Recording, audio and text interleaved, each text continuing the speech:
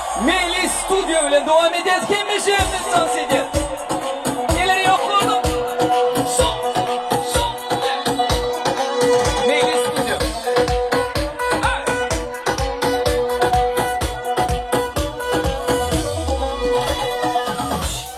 Baksana görebileceğin en güzel manzara. Bak şu kozlara yak şu tek bana. Hasta oluruz beyle doktora. Güzeller güzeli çıkmış meydana. Hele baksana hiçbir insan çizemedi gözlerimi. Tanıştık obezite pozlara. Bak da fidapşa kafanda sende bir yanda. Tüttüğü rakadasa böyle yaralanmazdın. Oha bu nasıl bu enda. Seni tanıyana kadar bu aşkı aramazdın.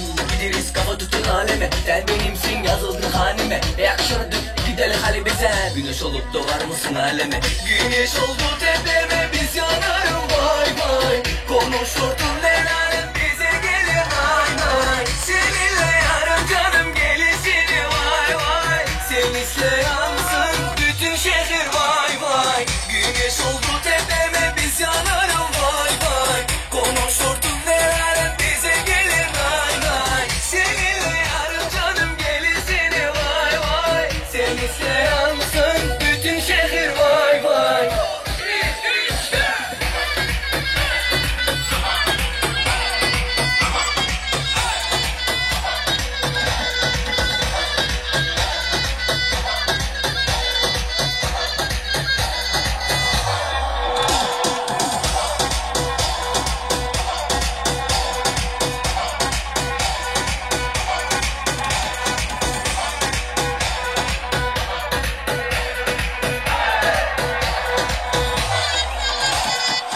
Güneş oldu tepeme biz yanarım vay vay. Konuşurdun neler bize gelir nay nay. Seninle yarım canım gelisini vay vay. Seninle yansın bütün şehir vay vay. Güneş oldu tepeme biz yanarım vay vay. Konuşurdun neler bize gelir nay nay. Seninle yarım canım gelisini vay vay. Seninle